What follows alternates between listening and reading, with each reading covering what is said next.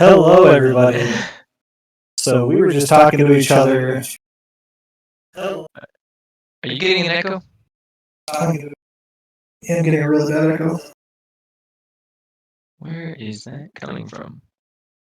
Bear with us, please, because this is obviously our first time, and there are going to be minor technical difficulties until this gets figured out.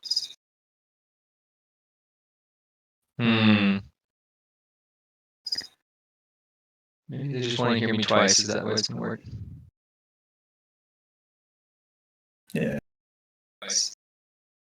They're really loud, too. I'm going to turn the volume down. Alright, is that better? Nope, not yet.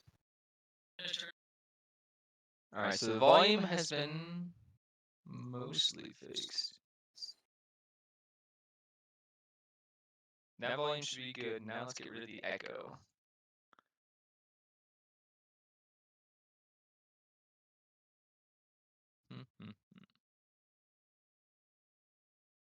I'm not sure how we get rid of the echo.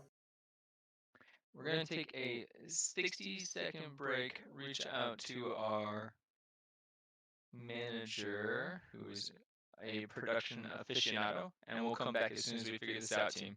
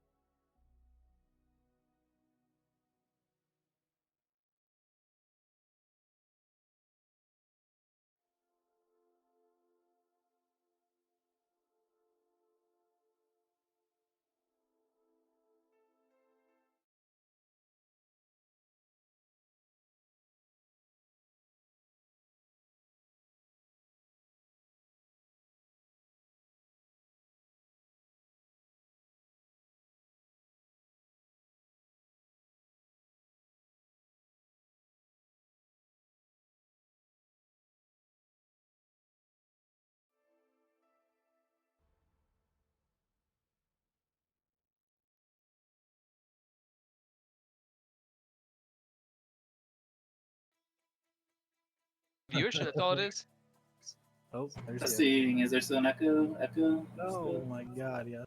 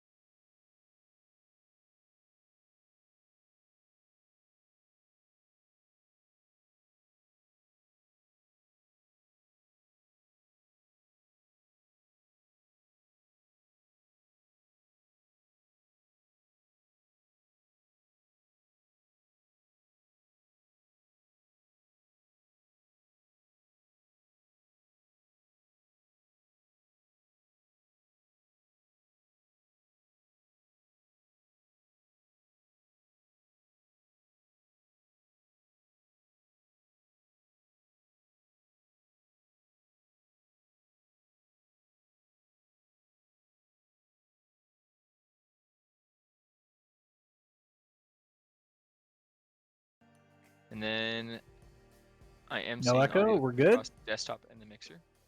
Hey, we're good, boys. Let's You are go. good, yeah. First class problem solving, ladies and gentlemen.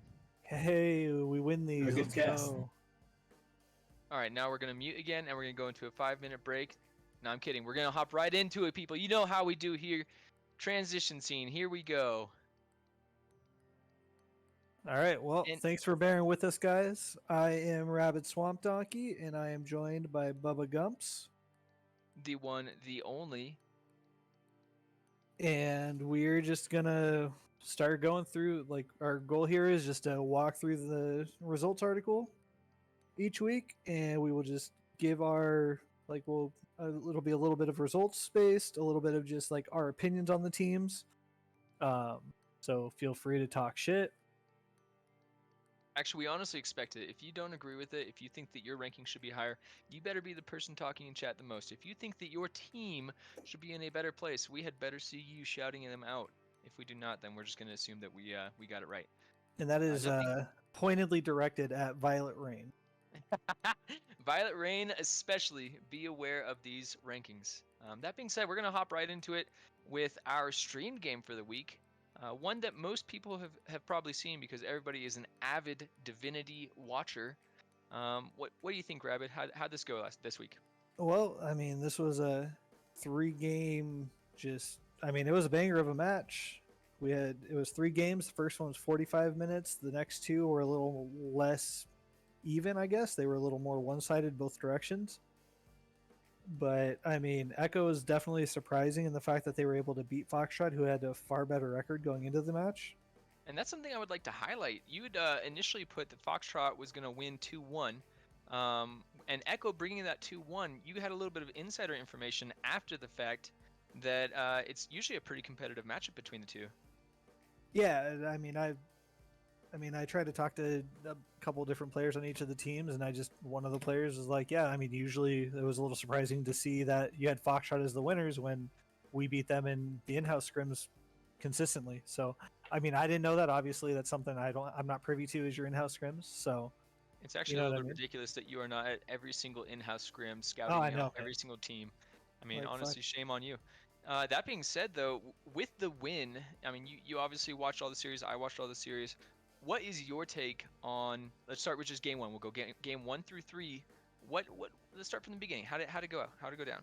I mean, Foxtrot came away a little strong. They came out with an early lead. Foxtrot definitely has the stronger laning phase players. Like, they definitely seem to understand like the mechanics of lane a little bit better, wave management.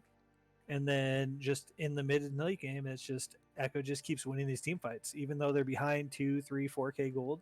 They come into these team fights and they just stack that Jarvan ult with the Orianna ult or whatever other combo they're playing. That like they've played multiple different team fight comps, but every time they're just really good at just you know what I mean, just ult CC into ult CC into just any other CC, and then they're just blowing up the whole team at once.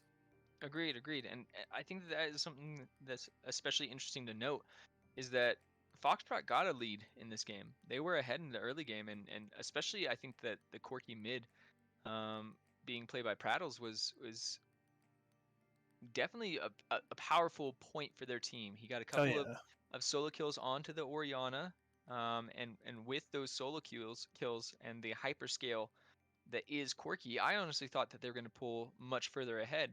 But as you mentioned, the massive team fight potential of Echo just really started showing up whenever there were any kind of neutral objective contests, and that team fight prowess kind of extended that game out, and it came down to a final Elder Dragon fight. Yeah, it was kind of crazy because there's a couple of really big swings, right? Like right in the mid game, Echo goes on to win 2 to 3 team fights in a row. And they just keep making these little mistakes, right? Like they win these team fights, they get the objective, and then they go to push more objectives. Like they go to the turrets and try to take these turrets, and somebody gets picked. A little bit of an overstay every single time. And then that gives Foxtrot a chance to get a little bit back, right? So they start, like Echo starts equalizing the gold, Foxtrot gets a little back. Echo gets a little gold, Foxtrot brings it back, right? And so they stayed even for about 20 minutes of the game. They were within like 2,000 gold of each other for probably 20 minutes of the game. And then just at the end of the game, Echo goes to Baron. They win the team fight, go Baron to Elder. They reset after Baron, then they go straight to Elder. And Foxtrot's already on Elder. and Echo walks in, steals Elder, and then they just win the team fight and win the game. And it was kind of crazy to watch because you're just like, man, they have Corki, they have this package. And that's one thing I want to say is Prattles, my man, you can leave the Corki package in the base and pick it up when you need it for objectives. Absolutely. I think that's honestly one of the biggest quirky mechanics to get good with is saving package. People think I think that a misconception is that if you leave it, you're wasting it because you're not using it on cooldown. But if you're not using it around a spot that you know the opposing team is going to group, then you're kind of just throwing it away. And I Yeah, honestly believe that one of the biggest things that makes Corki attractive is not only his hyperscaling, but that package specifically. Well, yeah, I mean, it's just pretty much a free objective team fight. Like, it's so hard to contest when Corki has that. Unless you catch him, like, on the way to the objective, like, what are you going to do? You just have to wait for him to use it and then hope they don't get the objective while you're waiting for him to use his package. Like, it's a pretty impressive thing. With both teams kind of throwing it back and forth and the gold remaining, relatively close throughout the whole game. I mean, it was a 46-minute game that ended with 81,000 gold on the winning team, being Echo, and 77,000 gold on the losing team, being Foxtrot. So a 4K gold difference at that point doesn't really mean anything. So with that game being as close as it was, I mean, how did it end? I mean, it was a very quick end. Like, it was just Echo got Elder. I think they killed everybody but one player on Foxtrot, and then they just ran it down and just ended the game. Like, there was just no contest at that point because it was so late in the game. The timers were like 55 seconds, I believe. And I think that everybody can kind of, align with that feeling of misery when you go and you get the Elder fight and it's a 50-50, and then the team that takes the Elder just wins the game off of that because it's impossible to fight a team that has the Elder Drake. Yeah, the Elder Drake is just really oppressive in general.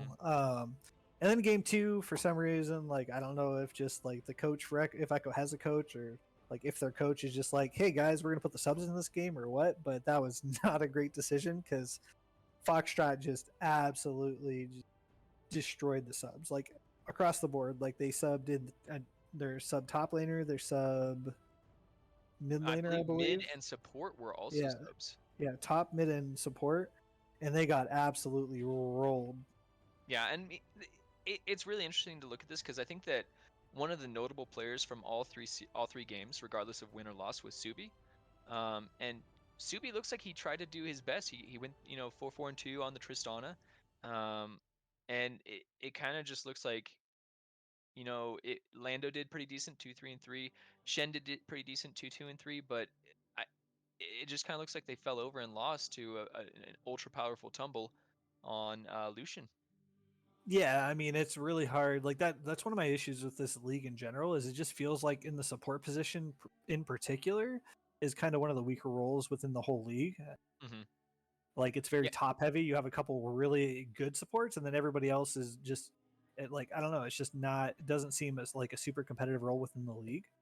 And so it's really hard to judge which ADC is better because you have these supports that the meta is so support dominant that you're just struggling to see how good these ADCs are. So even if Ksubi is a better ADC, you're not getting that skill expression because he's struggling, especially with a sub support.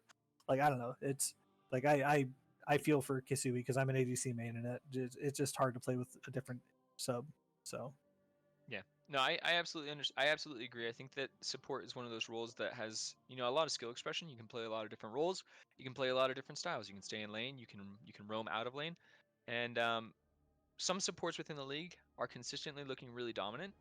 Other supports within the league are looking good on certain days and then bad on others, which I think is why you see the most shakeup in the power rankings for individuals coming into support. Now, that being said, we're getting a little bit off track. Game 3. So game 2 just kind of ended with Foxtrot rolling over Echo. Didn't seem like there was a lot of contest.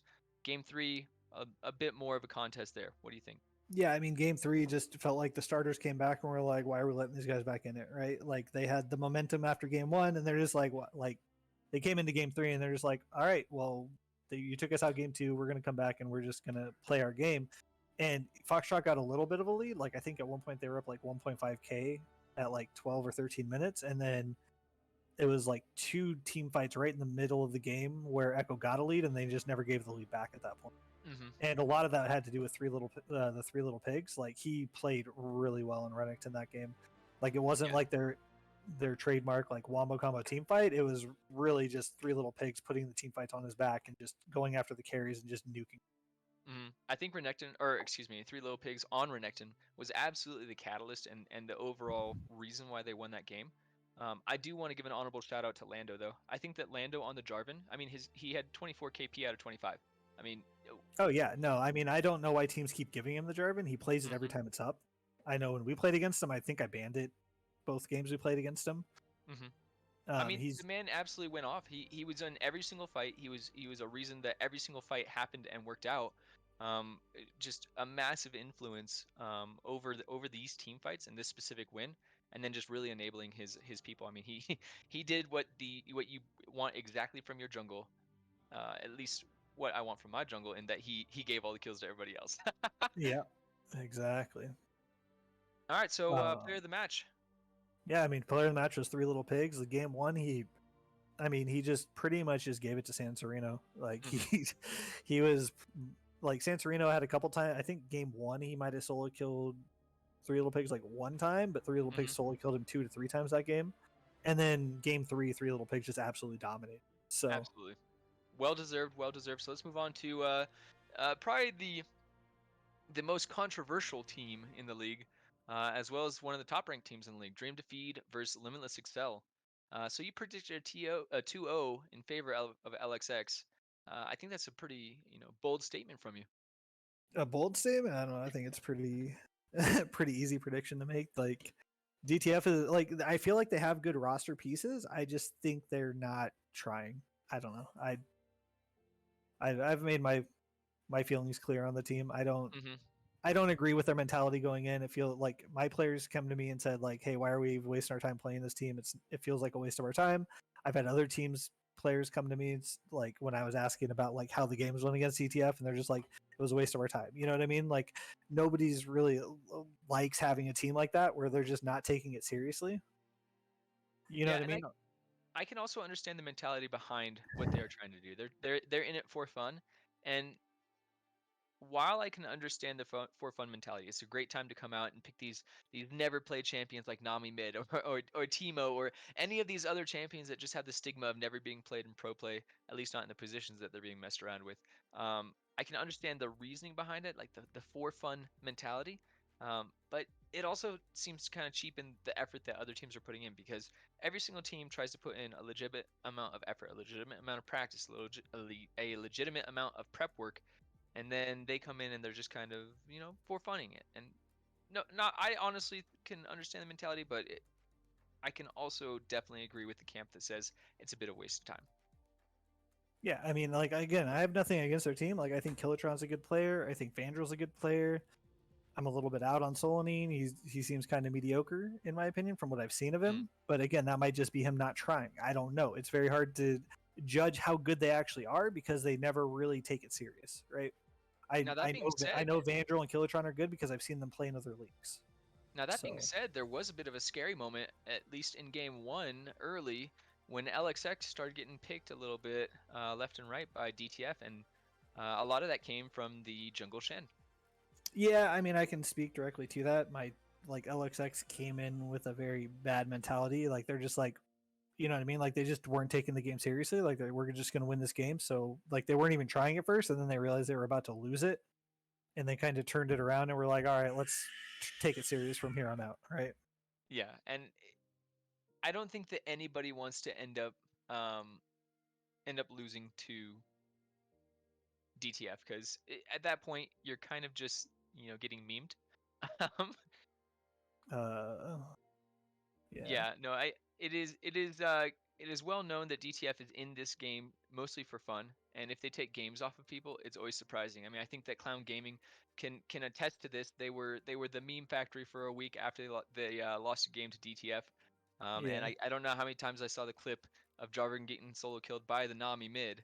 But losing a game to DTF just is kind of the meme right now. And I watched not only the VOD but also the comms from LXX, and at one point they specifically said, "Hey guys, we need to take this seriously," and it was like a switch flipped. Everything just changed. Team fights were clean, rotations were clean, macro play was clean, and at that point the gold advantage that they had gotten just didn't matter. Yeah, I mean, again, like LXS is one of the stronger rosters in the league. You know what I mean, along with TFF and Amethyst, and you know what I mean. Like the top like 5-6 teams all have very strong rosters. LXS is one of those teams, and when they turn it on, I don't know if DTF for funding it really has a chance. You know what I mean? Mm-hmm. Now, there's been going on to game 2. Did it just kind of seemed like hand washing? Like it was just the.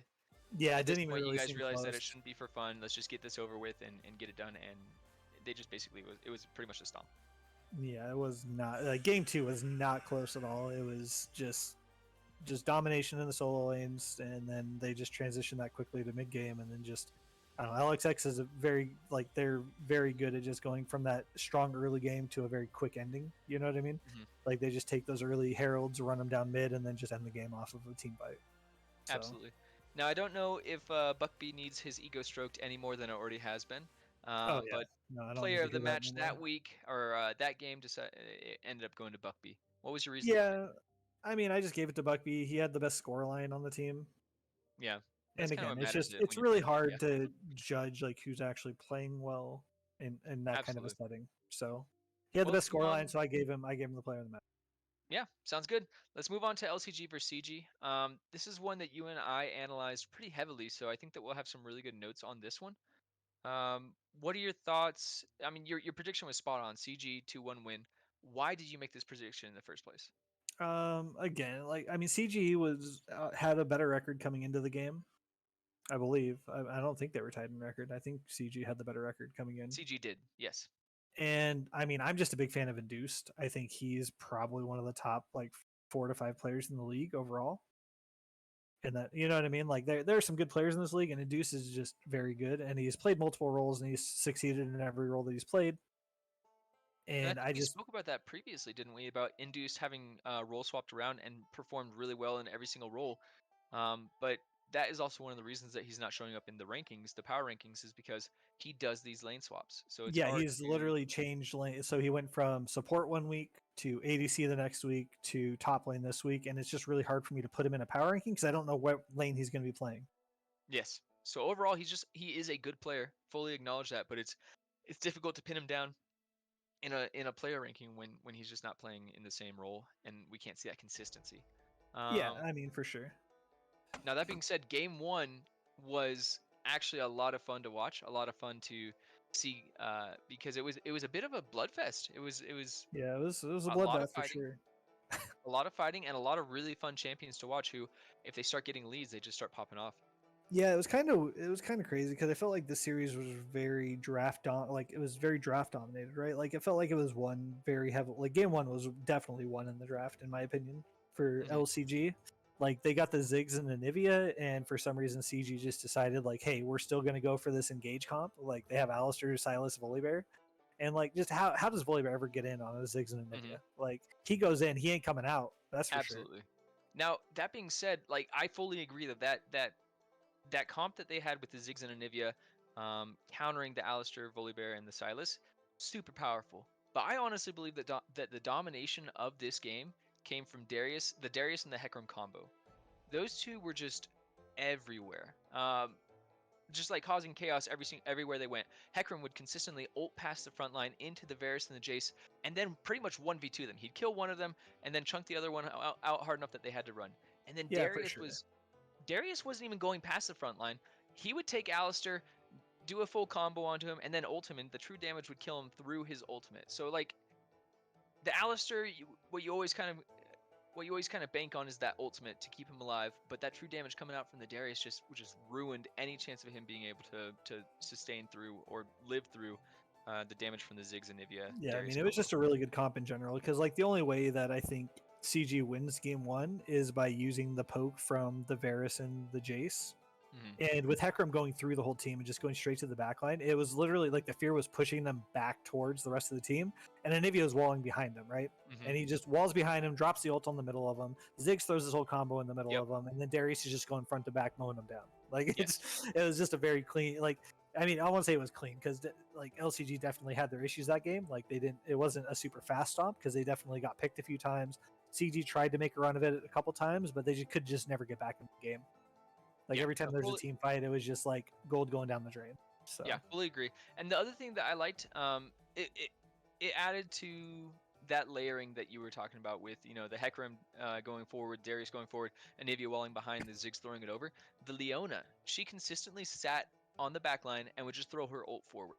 And I think that's brilliant. I think that throwing that ult forward, utilizes the CC that she has, but also she's able to stay back, and for like if Volibear jumps over the wall, Silas jumps over the wall, any of these champions that are jumping over the wall, Leona's more than enough to peel them in conjunction with the CC abilities from the Ziggs and Anivia.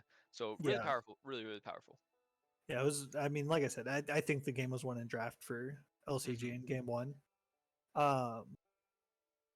Game two, it felt like neither team like game two was the only one that really didn't feel like it was one in the draft, right? Like each team kind of had disjointed comps in general, and it was more just like CG kind of in the mid to late game, just showing they had a little bit better like decision making. I don't even know if it was like team fighting really that they were better at. It was just better decision making in general, right? Like they were just getting to objectives first, setting up, and then getting like a single pick, and then taking the objective and just daring LCG to try to fight them. Yeah, because LCG had the early lead. This was Yeah, LCG put in a lot of early pressure, and yeah, they had a it was really working early for 'em. roam with the Syndra and the Mumu down bot, which resulted in a double kill against the CG bot lane. And one thing I want to call out is that the CG bot lane almost felt a little disrespectful in the early game of game two. They started roaming the Syndra down, had no knowledge where the Amumu was. Maokai had already flashed away from an engage, and they saw the Syndra roaming down over vision and still stayed up in the mid lane for a full 10 to 15 seconds, allowing the Syndra and the Amumu to get behind, resulting in that double kill. And I don't know if they hadn't seen it, if nobody pinged it out on their team, if nobody called the Mia, but if that was called, it almost felt just a little bit disrespectful based off of the previous game. Yeah, for sure. Like I feel like both their bot lanes are like they're pretty even, right? Like they're not like neither one's really just getting a huge lead on the other. Especially with Induce not being in the bot lane. Like it was a very close bot lane. And Fate's Outcome definitely did a great job down there, especially against Muddy, who I've had in the power rankings, I think, every week so far that I've done them. And I think Muddy is a quality ADC. I don't know if he's the best ADC in the league, but he's definitely a quality one. And Fate's, I feel like yeah, it was very disrespectful game two, but you know what I mean? Like game one, he showed up. Game three, he definitely showed up. And game two, you know what I mean? They won the game. So yes, absolutely. You can say it's disrespectful as much as you want. They won. Now I am interested to kind of mention this game that the set that Induce played was not the pick. yeah, no, At he least, definitely, it didn't look super comfortable for him either. this is Like where definitely kind of not as we saw some comfortable of as the the Jace. Like the yes, Jace looked way more comfortable. The Viego looked way more comfortable for him. yes, So I think he's just better on like the carry style top laners. Again, second carry a game, but he's more of a tank, right? Like he's yes. not. He doesn't have the same kind. Like he just doesn't have the same utility as some of the other like carry. Like he just doesn't have the all out just like one shot burst like the Viego does, or Yeah, like and this Jace was doing. this is where I'm going to go back to. I'm actually impressed by CG for being able to come back because they had that early roam bot. Then they had multiple roams to the top side with Amumu, Syndra, and Wukong focusing down the set, which actually resulted in the first tower going down within the first, I think, 12 minutes. And with such an early gold lead, it was actually a massive comeback from CG, which was pretty impressive. Yeah, I believe that like LCG I think had like a 4K gold lead at like 14 or it's pretty 15 big. minutes. It was just pretty big for early on in the game like that. And then I do want to shout out though, like his set, like his engage to win that game was really good. Like Showed I up can't at the remember. right moment for sure. Yeah, I can't remember who stepped forward, but one of the tanks stepped forward for LCG. Set immediately, just pushed R, ran into the team, and CG just cleaned up the fight. And it was just it was clean. Like it was, it was quick. Yes, and I think they had the more cohesive team comp. I think that it played better together. Yeah, the other That thing being I wanted said, to talk about for that game was like Fubuki Simp really kind of disappointed me, right? Like he actually had a really big lead. Like I think he was up to like he had almost a full item's worth of gold ahead of Diamandis in that game, and it really felt like after like 15 minutes he wasn't relevant to the game at all. absolutely. Okay, game 3. This was, I mean, obviously Silver Scrapes, the game to take it, and it felt like a bit of a disappointing one, honestly. Didn't feel like there was as much of a contest here as there was in game 2. Yeah, I mean, again, like in my mind, this was a draft. If I know me and you talked about it, you didn't feel like the Victor into Annie was a really bad matchup for Annie. In my mind, it's a terrible matchup for Annie. Mm, I know we talked through it a little bit. I just think like the range that Victor has makes it really hard for Annie. The only engage she ever gets is just the flash engage. And if he's just holding his flash and never has to burn it, you know what I mean? Like Victor's just gonna flash when she flashes and hopefully not die. mhm. My thoughts on this are less from the Annie into Victor and more from the Annie Nunu into Victor, because I have played in lanes versus Annie, Lysandra, all of these champions that have the point and click basically CC Yeah. and Nunu, and it is one of the most oppressive lanes because the Nunu snowball comes in so fast and it does so much damage, and any kind of CC that sets that up just makes it so that it's almost a guaranteed kill. And I'm kind of disappointed that we didn't see that at all. Yeah, I mean, maybe that's pointing towards like just Batman not being very impactful. I don't feel like Mm, he was very like even in their win in game one, mhm. he didn't feel super impactful. Game two, he definitely didn't. Like I don't remember what he did game two, so you know what I mean? Yeah, it's like if you don't, he played the Amumu and he had a couple of decent roams early and then some good punishes onto um, the set, but it didn't feel like he was hyper impactful in the late game. And I fully agree with you. I don't think that he was as impactful this game as he could have been, because in my eyes, Nunu is one of the fastest clearing jungles and one of the most impactful gankers, and we It just just didn't yeah, see it that. didn't feel like he was really utilizing the ability of Nunu to just kind of be all over the map, right? Like that's kind of like when you're playing solo queue, you're just like, Hmm. oh god, another I had no goddamn clue Nunu. where this guy is, Another and I hope he goddamn doesn't come Nunu. He's rolling going to down. be in my lane at level 2. He's going to come back at level Absolutely. 5. He's going to come back at level 6. And that's everybody in the Yep. game, right? They're just like, Yep. oh fuck, he's Yep. just everywhere. Now, what we did see was Special Ed. I'm not sure if it's Special Eddie or if it's Special Ed. I'm gonna just go Special I Ed. think it's special ed the fourth is what I The think it is. fourth. Okay, Is okay, what okay. I So think it is because that's what it looks like to me in my head. That's how I see it. So that I'm just makes guessing. sense. But we'll go with Special Ed just to make sure. But Special Ed was a maniac, and I say that in a good way because it worked. However, this man did a 3 clamp clear. He went blue red, or he excuse me, blue Gromp red. He ganked mid. Then he ran down and took scuttle, ganked bot, ganked mid, ganked bot. Man had 4 camps in the first 6 minutes and 4 ganks.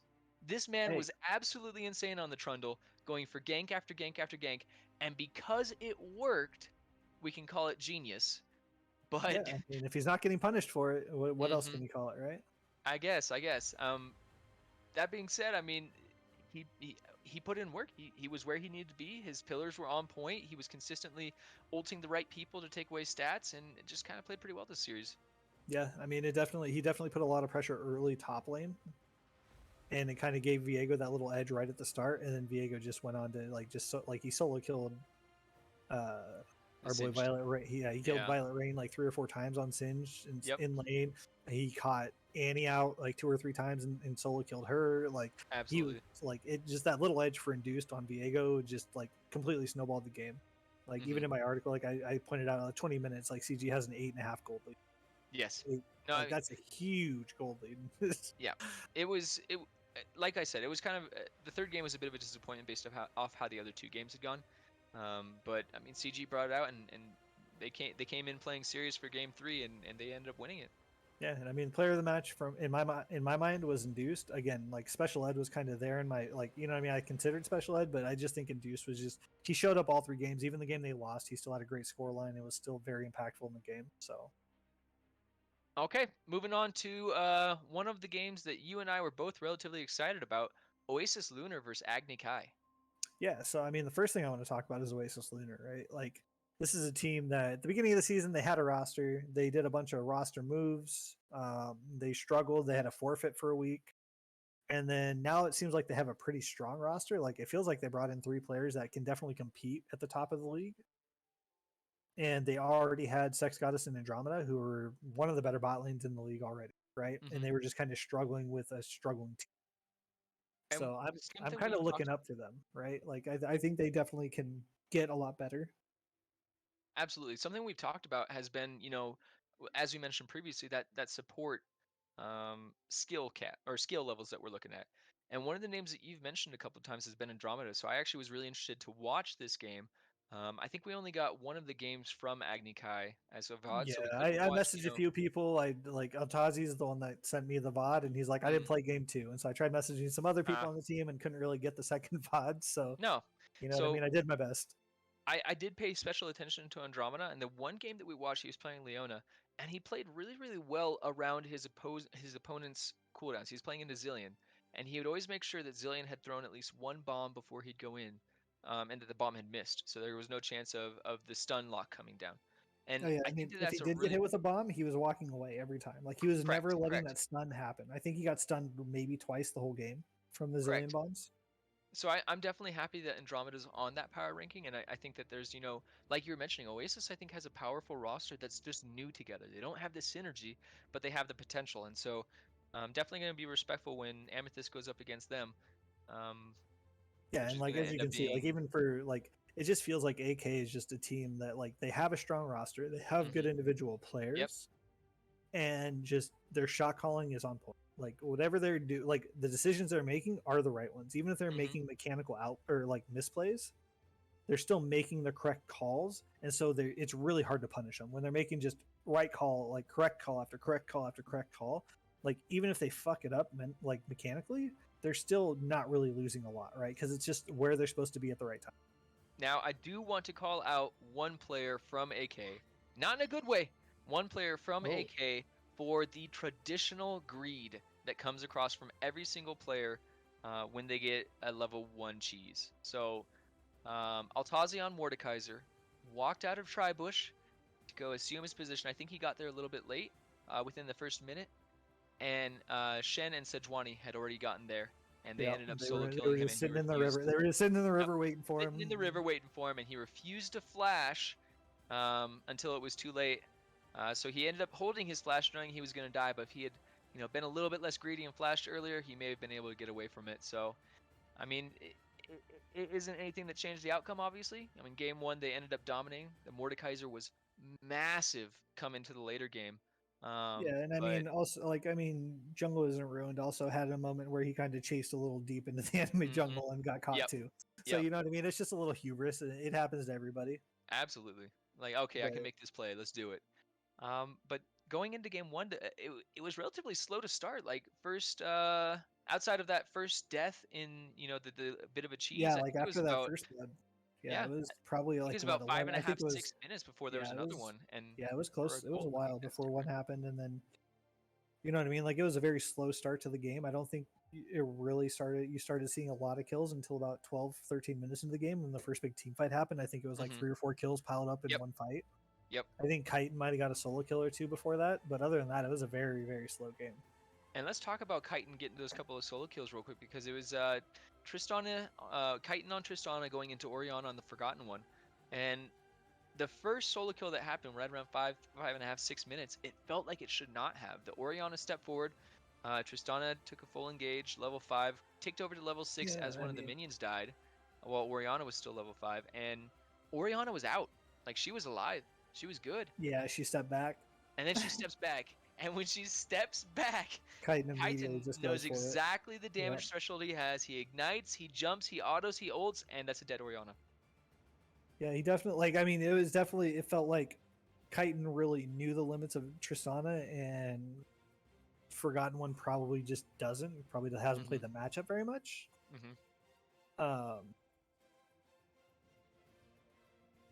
So I don't know. Like it's like I mean, again, Chitin. I have him ranked #1 in the mid lane for a reason. Like he's a very, very good mid laner. Again, Buckby is also very good. He's #2. I think Forgotten One can be in the discussion for a top mid laner. He's just had a rough couple, like, you know what I mean? He just came out of the roster 2 weeks ago. Yep. He played TFF, who's #1 ranked. Agni Kai is #2 ranked. Like, that's a rough start to a career in Divinity, right? Yeah. And Like, props to you're Forgotten One playing for his CSing. I think he was, even though he got solo killed twice, because a couple, like almost a single level later, Chitin ended up diving him under tower.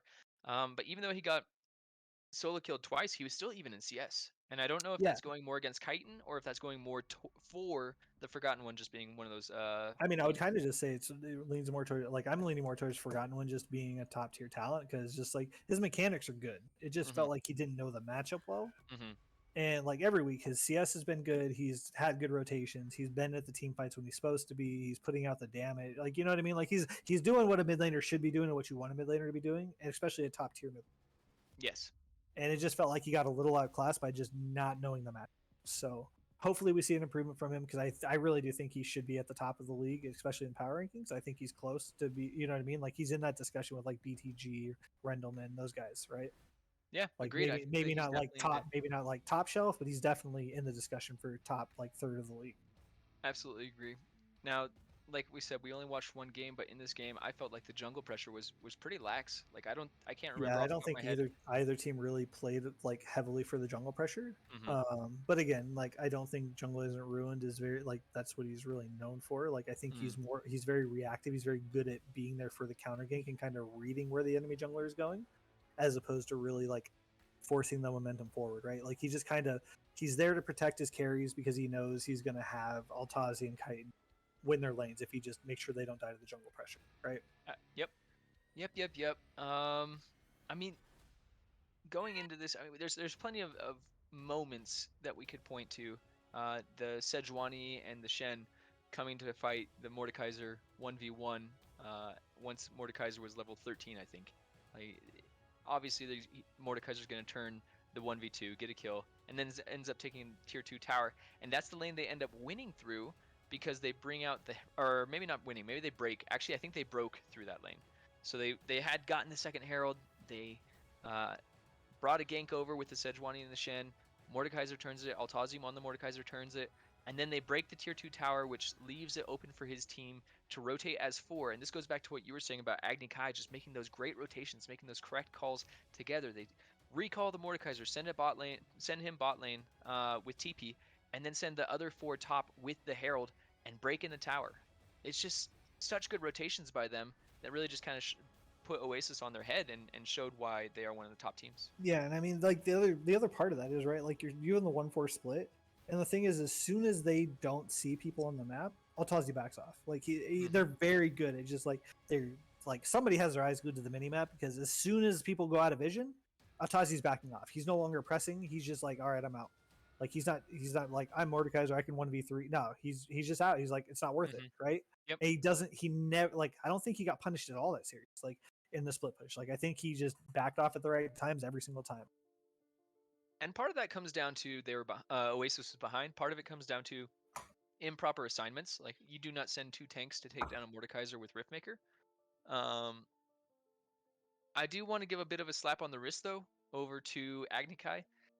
When they did use that Herald in the top lane and broke into the inhibitor turret, and then they took at the inhibitor and had no way of continuing to end. Most common knowledge says that taking the inhibitor without being, without pushing for an end doesn't make a lot of sense if you're not going to be able to go to get an objective. And them overstaying slightly and taking that inhibitor ended up making them lose a 4v, I think it was 5, team fight. I think they lost 3 of their players, which obviously slowed down the momentum and the snowball that they had going. So Yeah, they definitely. I mean, this definitely could have been a game that ended at like 22, 23 minutes because of that. You know what I mean? Like just the good rotations there, and they got punished for it, right? Like again, it's a hubris thing. Like they're just like we're just stronger than them. We're just better than them. We're gonna try to end the game here, and it just wasn't possible. Like they were low health. They got punished for it. It happened. That being said, after that, textbook, they went and they did Baron, they grouped as 5, pushed in through the mid. They already had the inhibitor on the top lane, they took the inhibitor mid, and they just ended through mid. So it was really clean, and whatever we're picking at is going to be these minor nitpicky things, but AK just closed out against Oasis very, very cleanly, and I feel like Oasis is going to need a lot more tempering before they come together and have Yeah, that they synergy definitely need necessary to to put get them in the that. higher Yeah, they rankings. definitely got to start working on that synergy together because I think that's where they're kind of falling down is like the shot calling synergy part of it. Like I think they have the skills. Like I mean, I think Sexodus and Andromeda have the possibility of being probably the best bot lane like combo in the game in the league right now. Like they are very good. Like Sex Goddess, like they played against Riv and Warhead, and just I know Riv from other leagues. I've seen him play for multiple splits now, and that dude's a good ADC. He's a quality ADC. He's always in the top like 2 to 3 ADCs in the leagues he plays in, and Sex Goddess was bullying. At least game 1, he was doing he was cleaning up kills, doing really well, keeping himself alive. Game 2, it looked like AK fed a lot of resources into Riv in bot lane. That's what the scorelines tell me. I didn't get to watch it, but it looks like they just fed a bunch of resources into Riv, and Riv just kind of ran with it, which is kind of what you expect from a top tier ADC, right? Mm-hmm. So another thing I'd like to mention, and I actually just noticed this, I hadn't seen this before, and I think this is going to lend more credence to your claim that Sex Goddess may be one of the best ADCs. He had 275 CS at 26 minutes and 44 seconds, which was when the game The ended, the and dude's they really good. lost. So the man was over 10 CS a minute. That's pro status right there. Yeah, he's definitely knows how to CS. It's just Yeah. like I said. I think early in the season, I think he's been one of the better ADCs this entire season. It's a case of a struggling player or like a good player on a struggling team, right? It's really hard Absolutely. to express yourself, express how good you are when your team is struggling. That being said, let's move on. What do you got next? We Bucky's got Troposphere against Amethyst. I might be a so little bit this was your quiet game. for the analysis of this, but I can definitely give how it felt in the game. Yeah, so for me, I felt like this was one of the matches I was kind of looking forward to, and seeing the score result, I was a little disappointed. I felt like Bucky should be one of the better teams in the league based on their record. And just individual player wise, I know I had Pineaholic in the top at the beginning of the season, or at the beginning of my power rankings and stuff, and it's just hasn't really materialized for them. I don't know if it's it feels like a team synergy thing in my mind. I don't know if you can really speak to that. I know I think we looked at their I think that's the team we watched their Twitch stream, right? Mm-hmm. So we watched a little bit of their Twitch stream. We watched the VODs that we provided as well, and it definitely looked like a synergy thing. Some people were going in, some people weren't going in. It felt like the players didn't know their roles or just weren't executing their roles properly. It also felt like they had not done, any kind of scouting of the team that they're like. I guess I'm about to say the team that they were playing against, but it was us. So they hadn't scouted Amethyst at all. It just felt kind of, lackluster, almost like Very they solo queue, exactly extremely solo QE. it felt like going into it felt like watching a flex queue game where one team was like an established team and the other team is just a bunch of friends, right? That's kind of Mhm. what it felt like to me watching it. And You I have don't some decent know. players and they just kind of got their asses beat in the team fights. Yeah, and So I don't know who did their draft, but it didn't feel cohesive. They chose they picked the yeah, Vladimir yeah, I know we've talked about the into Vladimir a few yeah, times. they picked the Vladimir both games, and they picked that into a Kled. And Kled is one of the worst matches for Vladimir go into, and putting a carry player, because you only really had two carries in that game, putting a carry player on that champion is just going to make it really difficult. I know we had Smitty ranked pretty high previously. Yeah, The I think I had Amethyst. Smitty 4th or 5th in the mid lane rankings.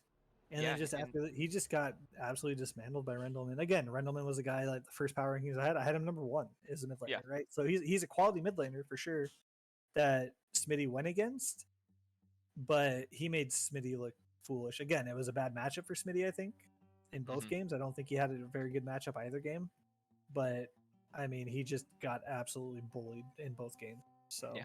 And both games, you never really had a chance to get to the point where Vlad's scary. Usually that's right around you're hitting level 9 and you're hitting and when you're starting to get towards that 3 item mark, that's when Vlad becomes scary. He never got past those 2 items, and because of it, he just kind of felt lackluster.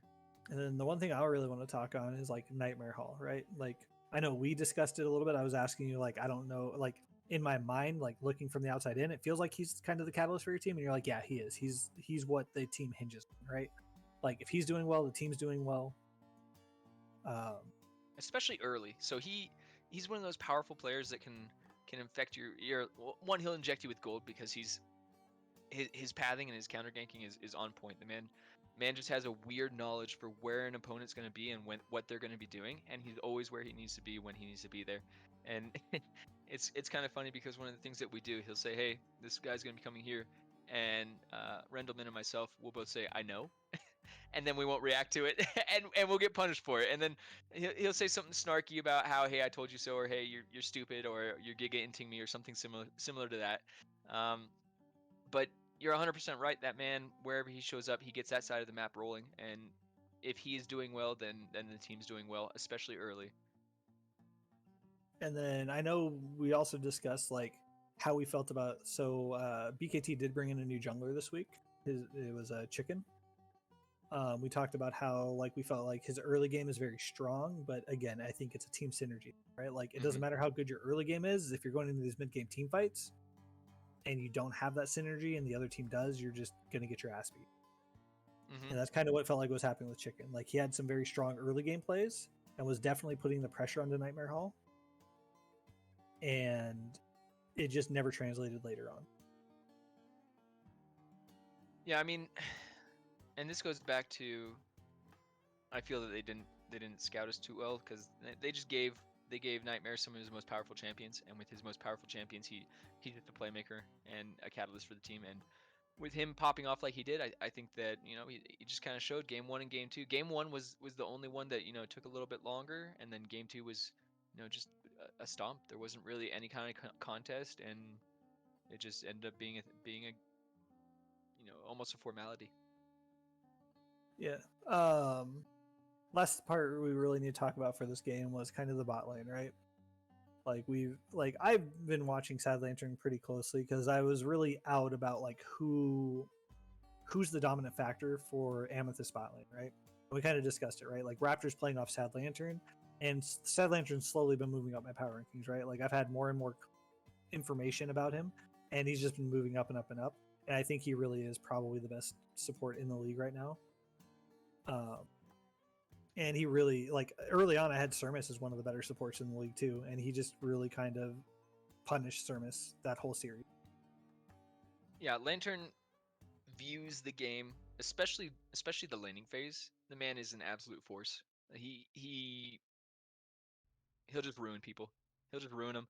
Like, I do not think, I honestly believe that he is the best support in the league, and this isn't just coming because he's on my team. I've played across multiple leagues with him, and consistently he's just performing. Something I'd like to say kind of about the bot lane 2 duo. One, they've been playing for 2 years together now, so they have a ton of synergy. 2, completely aligned with the thought that Lantern is the one who really sets everything up. He is the one who dictates the pace, he dictates the moves, he dictates, when they're going to take the fights. That being said, Photography Raptor is a maniac when it comes to execution. Man is mechanically gifted. He doesn't know how to talk during team fights because he's breathing through his mouth because he needs as much oxygen as possible going through that giant brain of his. But you put him in a position to execute, you put him in a position to carry, and he does it. He is absolutely fantastic. Has great hands. But if you're talking about who is the soul of the bottom lane, that's definitely Sad Lantern. All right, sounds good. And then I do want to shout out you got yourself a good pentakill there, bud. Damn straight, I got that pentakill. You already know. I'm in second place in those rankings right now, but we're gonna be moving up. Don't worry. And then again, player of the match was Sand Lantern. I just feel like he kind of put it to Sermis in lane, and he was also just more of a catalyst around the map. He got out of lane earlier. He had more impact in mid lane. He had more just better vision control. And again, I think that's more of a synergy thing than anything. But hey, if that's what makes you better, then you know what? That's what makes you better. You can't talk anything about it. Yeah. All right, so we're gonna move on. So now we got BDE, so Big Damage Energy against NSG Pearl. So you know Pearl pretty well. They're one of your sister teams. Again, I'm a huge fan. Like I thought since Church of Rango came into the league, he's been one of the better players. And I really think like when they brought Mocha Dog in, like it just turned the roster from being a very like middle of the road roster that was exploitable to being a very, very solid roster. Again, still has its weaknesses that you can exploit, but it definitely shored up a lot of the weaknesses. Yeah, I mean, absolutely. We lost to Pearl, and it was a legitimate loss. It wasn't something where it was a fluke. They beat us, and they beat us well. We didn't know anything about them, and we disrespected Mocha Dog. and the man punished us for it, and the whole team punished us for it. Don't think that I'm only giving all the props to Mocha. The whole team played out of their minds, and they were a completely different team from what we'd been watching and scouting for. So these guys are absolutely a threat to anybody within the league, and if anybody kind of looks at them sideways or doesn't take them seriously, they could, they could take games off of people easily. As Yeah, far so as this game actual one, match was not yeah, very close, yeah, honestly. It was like BD's just FF'd game one just outright. They didn't even play game one. I don't know if it was roster issues or what. I didn't get a chance to really talk to anybody from BDE about it. hmm But they just FF'd game one. So they went into game two already down a game. And against a team like Pearl, who's just shown that they have one of the better rosters now, right? Like they're one of the stronger teams. They beat you guys. Right? yes, absolutely. And it's not a team you can just you're not going to win a series where you're just giving away a game. So the chat is saying that they were late for their first match by about 20 minutes, which is why it necessitated the game one forfeit. But okay. the forfeit is a lot less important to me than how the actual game played out, because from watching the game, I Yeah, don't think that having a second game would have been beneficial for BDE either way. yeah. I mean, BDE didn't like. I don't know. It felt They had like a BDE was like they non-cohesive were draft. already just hmm like their head was already out of the game by the Yep, time they started this game. You know what I they mean? played Like a very they're like, strange well, lane in the shit, we bot have to side. forfeit. Like their Yep, head was just out. Like they yep. just weren't in it. I don't know. It didn't Some feel like they kind of were. tilt was going on, because when you look at the way that it was played, they had the Tristana Karma bot, which in my mind, at the very least, level 1, they should be getting priority. They should be getting, some kind of I mean, level two should be a punishment. kill all day. And yeah, level 2 should either be a kill or burn sums in some way, shape, or form. But it felt like they were so scared, so um, unwilling to commit to anything, that the Karma was never poking as she should. The Tristana was never making these aggressive plays, which I understand Braum makes it extremely difficult for a Karma to have any hope of making aggressive play. But there was nothing that they tried to do to catalyze this lane, to make it, have a little bit of variance. Instead, they just let the Vayne scale. Yeah, I mean, I do want to shout out Josh Desu was hmm surprisingly good. Like I like as of like I mean, he came in, he got put on the roster like 3 or 4 days before the game, and I'd never heard of the guy. I've never seen him in another hmm league, but he played very well. Like Pearl's bot, like Mocha is, in my opinion, probably the best ADC right now. Like Mm. I don't know if just like over the long haul he's going to stay as the number one ADC in the league, but right now, just the way he's playing out of his. hmm And Josh Desu definitely it felt like he kind of got held down by Dread Baron. Again, I don't think Dread Baron is a support player. I don't think it's his secondary role. Like I don't think he should be in bot lane, at least not as a support, because he got punished over and over again. Yes. And Josh Desh was able to stay alive most of the time. Like he got caught a couple times when they went for dives and stuff, but he was keeping the CS close, even though he was dead and just being forced out of lane. So I do Yes. want to shout out, like, Josh Desh in bot lane is a decent ADC. Don't underestimate him. And I know, so quickly I want to touch on like Zeratsul top lane against Isodak. Isodak I feel like is like the journeyman of the league, right? Like he's not going to go out of it, like he's not going to gap a lot of people, but he's not going to get gapped by a lot of people. And Zeratsul showed that he could beat Isodak in the 1v1 multiple times. Not only beat the man handled him. Yeah, like he was definitely handling him. And again, like Zeratsul is somebody I called out last week for having kind of a poor performance. hmm So I just kind of wanted to touch on that a little bit. Like I don't feel like their lane really impacted a lot of the game other than that. Yes. But I did Yes. want to touch on that. Like Zeratsul did have a much better performance this week. And again, I think Isodak is a definitely passable top laner. So the big thing I want to talk about for BD especially is just like the Yanks and Trisco. Because I know me and you have talked, and I've constantly been talking up Yanks and about how good I think he is as a jungler. Yeah, and you're gonna be a little bit sad when I throw a little bit of hate towards Yanks. Yeah, I mean, I do think Yanks is one of the better junglers in the league, and I think again it's one of those things where a good player struggling on a struggling team. But I think that also has a lot to do with Trisco. Trisco has shown that if he gets his echo, he performs. If he doesn't get his echo, he's getting pushed around the map. He's not doing anything. He's not roaming. He's just sitting in lane, getting killed, getting solo killed over and over and over again. And Yanks has this tendency, like early in the season, he was ganking Trisco a lot. Like he was going to mid lane, getting Trisco a lead, and Trisco was taking it and running over the game. And I feel like Yanks again. You said like your thing was like, why is Trisco ganking this guy over and over and over again? Well, it's because that's where his only success this season has come from going to Trisco, right? Now that being said, though, we have to put a little context on this because there's a difference between why is Yanks ganking for Trisco over and over and over again. I can understand absolutely camping a lane. What I can't understand is a Trundle jungle camping a lane for a Cassidon mid in which he is facing against a Lissandra with a Nocturne in the jungle. That right there just seems like I understand your mentality. Trisco is our carry. We need to get Trisco ahead. That's not going to happen with you coming mid. If anything, you're baiting him into a fight that's going to end up getting turned and probably hurt him more in the long run.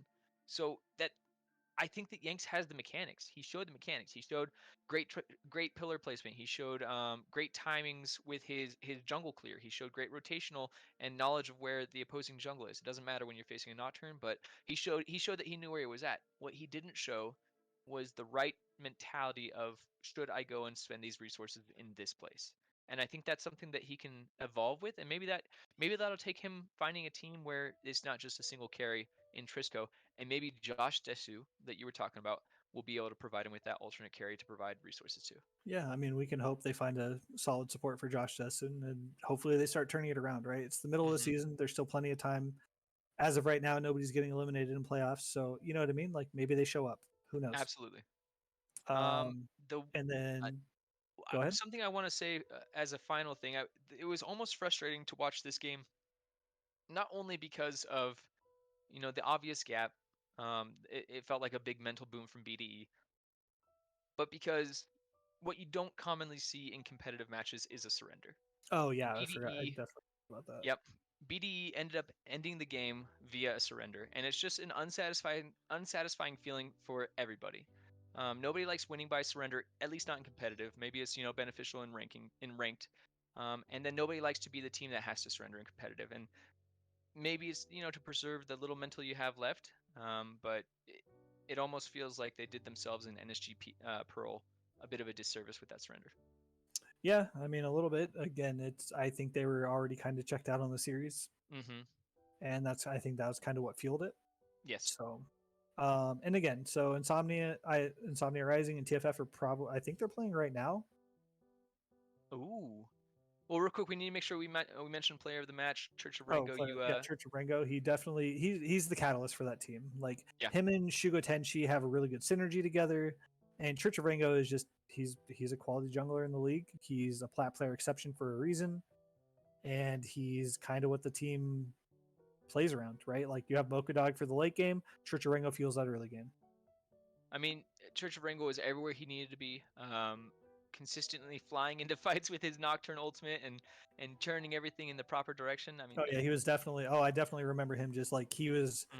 Anytime Mocha Dog was in any kind of danger of dying, like just instantly R button. Yep. Mocha Dog is the shiny, and he is Gollum. Church of Rengo is there, and he's precious. He's just riding it. You know what I mean? Like he's riding that man to the victory every week, and it shows. Absolutely. Okay, but Insomnia Rising and TFF Aftershock are playing now. So the power rankings should be updated probably within the next day. Yeah, I should have them updated. Like I'll probably update them and release them when I do the predictions ranking or predictions. Now that being said, the prediction. What is your prediction for that game? For that game, I believe I said TFF is going to win 2-0. I think you did as well, and it just kind of makes sense. I mean, they're in first place right now. They're in first place. Insomnia, I believe they FF'd last week. Due to scheduling issues this week, it's you know what I mean. I think they're actually playing their match right now, so I think hopefully they showed up this week. Again, Insomnia Rising is a team that like was simply BD. I think he is one of the top junglers in the league. He just hasn't shown up the last few weeks. Which one? Like for Insomnia Rising, simply BD. Okay, yeah. He plays very like his signature champion is Pantheon. He loves just like he's definitely got that special ed the fourth thing going on where he's doing like 6 ganks in 10 minutes type thing. For days. And I think that's something that TFF could struggle with. So if he shows up, you know what I mean? Like this is his chance to kind of be like, hey, I'm one of the better junglers. Why am I not on your power rankings, right? Absolutely. Yeah, no, fully agreed. This is your chance to make a statement. And then again, TFF is the best, like they have the best record for a reason. They haven't made any roster moves this season. They have a very solid roster in general. Like they have Season 10 Survivor, who's just a solid top laner. They have IQ of a coconut as an ADC, and they have BTG in the mid lane, who Buckby's going to hate to say it, but he's in that conversation for best mid laner in the league. It's just simple as that. Like, he's playing out of his mind right now. He's playing much better than I saw him play last split, and he's just playing very well. So yeah, no. All right, so let's move into the team power rankings, and this is gonna be a lot off of you. I definitely had input on this, but this overall is your baby and your product. yeah, so again, like TFF Aftershock, they haven't lost a game yet. I'm not going to move them until they do. Doesn't matter how good Agni Kai and Limitless Excel play, I'm not moving them until TFF loses a game. Maybe after next week when Limitless and Agni Kai play. Maybe when Limitless and Agni Kai play, one of them just like 2-0s the other team, and then I maybe bump one of them up. But for now, TFF is just I'm not moving them. Yeah, Agni Kai, again, like Agni Kai, Limitless, I feel like they're very even. I don't like for my predictions rank, like my predictions, it's going to be a hard one, right? Like they're both very quality rosters. They have two very different strengths, right? Like Limitless is very pedal to the metal. They're going to put a lot of pressure on, and they're going to try to end the game quickly. Like they're very good at taking those mid-game team fights and just in knowing when to end the game, right? Agni Kai is kind of the opposite, right? Like they're just kind of slow and steady. They have the right shot calls. So I mean, it's going to be a banger of a match next week. Yeah, and I think it's going to be. I want to really touch on that because, as you mentioned, there's going to be an absolute banger of a match next week between Limitless Excel and Agni Kai, and there's going to be a little bit of in my mind, there's going to be a little bit of the first place for the mid laners up for grabs there. Oh, for sure. Buckby's hasn't stopped talking about it since they released the schedule for the league. So let's see who has the better nerves. Okay, so Pearl.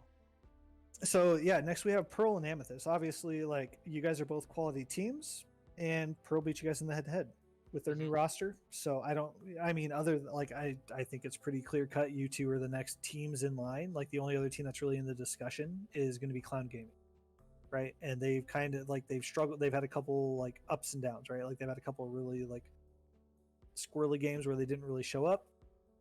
So that's kind of why they're below your two teams. Anyway, we've already talked about Pearl. Like they've got Church of Rango, Mocha Dog, which are two of the better players in the league. You guys have yourself and Rendleman, who I think is one of the better, and Nightmare Hall, right? And you guys just have a solid bot lane. So again, like I don't think anybody's really jumping you guys unless you lose. I think something me and you kind of disagree on is having P247 Echo in 7th. Well, so the hard part about P247 Echo is that I think that they are situationally 7th. I think if they get the proper team comp, if they get that Wombo team fight that they want, they can play as a 7th place team. The problem comes when I see games like their game 2, where they bring in these 3 subs for an unknown reason, and then they just don't play to that team comp or that team play style that we think is so powerful for them. I mean, the reason I put them there is because I feel like they've kind of figured it out. Like, hey, we play this style, we win, right? Mm-hmm. And I think they figured it out. I think the rest of the league knows it too. So it's going to be interesting to see if, you know what I mean? If teams attack that, like, because I mean, you guys play them next week, right? We were talking about it. Like, some of your team wants to attack their strength, which is their team fighting. Like, hey, we're just better team fighters. Why don't we just beat them at that? Or if you're going to go the other route, where you're either split pushing or just picking a strong early game comp and kind of exploiting those weaknesses. So it's going to be interesting to see whether, like, if teams try to test their strength, right? Like, are you going to come at them with another team fight comp and try to just beat them at what they're good at? I don't know. Like, I don't know if that actually works, right? Like, it's going to be interesting to see. I don't think we know what we're going to do either. Yeah, so you know what I mean? I think Echo, if they keep playing their strength, I think they're one of the best team fighting teams in the whole league, including Limitless and Agni Kai and TFF. Like, I think they could compete if they figured it out a little earlier, right? Mm-hmm. If they're able to shore up some of those weaknesses in the early game, they're definitely a top-tier team fighting team, and it is very interesting to see if they're going to make that rotation into that draft, like you mentioned, or if they're going to continue to have these difficulties with finding their identity. Yeah, and then the next two, I have LCG and P247 Foxtrot, which I feel like are really interchangeable. It's really hard for me to put one above the other. I only dropped, like, obviously they both lost this week. I pushed LCG up just because they looked a little better in their loss than Foxtrot did. It was like the game that Foxtrot won was just a game against a bunch of subs. Like, they stomped it, yeah, but it, you know what I mean? Like, game 3 against Echo, they really got handed. Yeah. Right. I mean, I agree with you. I think that I think Foxtrot has been showing weaknesses. They had a pretty strong early showing, but recently have been showing that they are struggling, and they're not going to have an easy schedule. Next week they play Pearl. Yeah, and I mean, I think that's gonna be a difficult game. LCG has some good players on their team. Like, I mean, Mhm. Violet Rain, as much as I give him a hard time, like he's a good top laner. You know what I mean? Like, kind of annoys me that he sits there and DMs me every time I put somebody above him in the power rankings. But hey, you know what I mean? He is a quality player. I think he's good. I think, you know what I mean? Like there's some other good players on their roster. Like, he's not the Yes. only good player on the roster. They have a solid roster. It's just a matter of putting it together with the synergy. I think they're kind of in the same boat as Oasis, right? Like, they've had a little more time to do it, which is why I'm a little more disappointed they haven't kind of put it together yet. Yes. And that's going to be a big thing that we say about a lot of these lower teams is that, hey, they have the potential, they just aren't doing it. They're like, you can have all the potential you want if you can't execute, if you can't perform. At some point, results-based analysis does play a factor. Yeah, and then next team I have is Bucky's Troposphere, right? Like, I had them ranked kind of low already before this week, and last week when they were on stream, the casters were like, we don't think Bucky should be this low, and I'm like, well, it just doesn't feel like again, they're losing to good teams, but when they're losing to those good teams, they look really bad. You know what I mean? Something I was talking about with various people about Bucky's is that they are almost, in my mind, kind of the gatekeepers. So they are a weaker TL if we're going to compare it to the LCS. When they play against teams who are not in the top, we'll say 5 or 6. We'll even say 6 or 7. 6 or 7. When they play against teams that are not in the top 6 or 7, they 2-0 them, just convincingly. Like, they beat them, and they beat them bad. But when they play against teams that are in that higher level, they get 2-0'd, and it's, again, convincing. So Yeah. I feel like they have some kind of synergy issue, and that synergy issue in my mind stems from either they're winning and they synergize well, or they are losing and they don't know what. Their comms just turn into a So dumpster fire. they just right? evolve. Yeah. So I think that maybe 10th is a little bit rough, but I think that it is accurate with the performances that they've had recently. Yeah, and then I mean, then we get to Oasis. Like, I really want to put Oasis higher. Like, I do think they're a better team than 11th. Like, they have the roster to be a better team, but they've suffered from playing, like, with their new roster, they've suffered from playing the two best teams back to, like, 2 of the 3 best teams back to back to back, right? And it's just something that they have, like, I think they can end up in the top 4 or 5 teams in the league if they just go off and win. Right? Like, I think, Oasis plays Pearl this week? Oasis does not play Pearl Who do this they week. I think play? Pearl's playing Foxtrot, aren't they? I'm pulling it up right now. Oasis plays. Oh yeah, they do play Pearl. I take that back. Yeah, so I mean, I think that's going to be a really telling match as to how good Oasis really is, right? Like, if Oasis actually wins 2-1 or 2-0, then you're going to be like, okay, well, this team should definitely be higher than they are, right? And then if Pearl comes out and just convincingly beats them, then maybe Oasis isn't as good as I thought they were. You know what I mean? Like, it's going to be very telling. Even if they go 2-1 in favor of Pearl, I think that speaks to their potential because Pearl is a good team. They have a lot of power right now, and they're in a good position, and they've been winning consistently.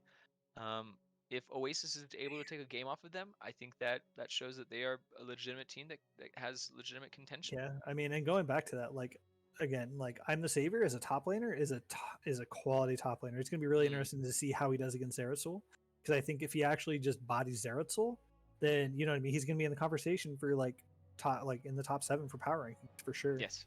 You know what I mean? Because I think Zeratul's like right on the edge of, like, you know what I mean? He's right in that range of like 7 through like 9 range. You know what I mean? Like, I've wanted to put him on there a couple times, and he has a weak result. So, you know what I mean? He's very close to being there. And I think if I'm the Savior, can just actually, like, I think I put I'm the Savior as on the power rankings this week. Yeah, I did. I put him 7th, right? And so I think Zeratul's right there. So I think if he can actually body Zeratul this week, then it's going to probably have him rising up the power ranking a little bit. And again, like, I think Forgotten One is a quality mid laner as well. And I think that's kind of one of Pearl's weaknesses right now is in mid lane and support. And so it's going to be and with how good Oasis's bot lane is, like, I don't know. I could see Pearl losing. I don't know. It's going to be a good one. Yeah, no, it's going to be fun to watch. I definitely put a lot of emphasis on this one because I also think that Supernova has potential. I'm going to leave it at that. I'm not going to say that. Oasis Lunar. My bad, I forgot to do that. Yeah, it is OAL, Oasis Lunar. Yeah. Oasis Lunar has a lot of potential. So we're gonna see if they can bring that potential forward, or if they're gonna continue to stay in the lower part of the bracket. But Insomnia, I mean, obviously you ranked them lower last week, and it's hard to move them up when they haven't. Yeah, I mean, they played just yet. haven't played this week, right? Like, if Yeah. they have a good performance against TFF, they'd be up higher in the power rankings. I mean, as simple as that. Like, it just depends how they play today. Like, last week they didn't play. The week before that, I think they lost. So, you know what I mean? Like, this is kind of gonna see if they stay in the bottom or if they can move up a little bit. Like, even if they go 2-1 against TFF, they're one of only 3 teams. If they do that, they're going to be one of only 3 teams that have taken a game off TFF so far this. Yes. And again, like I was talking about, like, they have Simply BD, who I think is a quality jungler, and I think their solo laners are not bad. Like, I think they're definitely in the middle of the pack, so they have potential. I don't know. They're a hard team to judge because they've lost to some not very good teams, and I think they've won a game off a couple good teams. So Yeah, and then what then we have about BDE, who we Yeah. already talked about their roster quite a bit. Yeah. Again, they're just struggling with synergy. I don't know what it is, like if it's a mental thing or just people not showing up or not practicing or they don't have a coach. I don't know what it is. Somebody DM me, tell me, let me know. But they can definitely fix it. And then Dream Defeat, I think they have quality players, but again, like it says in my power rankings, I'm not going to move them until they start playing seriously or win a match. Like, I mean, they beat spicy somebody, take, then I'll move them. You know what I mean?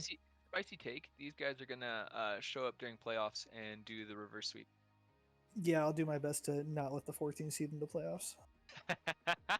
Okay, moving into positional rankings. What we got? All right, so we're gonna kind of cruise through these because it's getting a little long. But so top lane, we got Eltazi, yourself, bubagamps, and then Of we course. got Conkers, S10 Survivor, Three Little Pigs made a big jump this week, Violet Rain, and then I'm the Survivor. What's your take here about you being the top lane? Well, so moving up into the top lane, obviously, I honestly think that it's pretty accurate. I think that Season 10 Survivor had a really, really good game against me, so I feel bad putting myself above him. Initially, I think I told you to put me below him, but that pentakill that I got this week kind of cemented in my mind that I am definitely in the top 2 contention. So I don't know if I'm allowed to curse on this stream. So Yeah, I mean, why suck not? it, Survivor.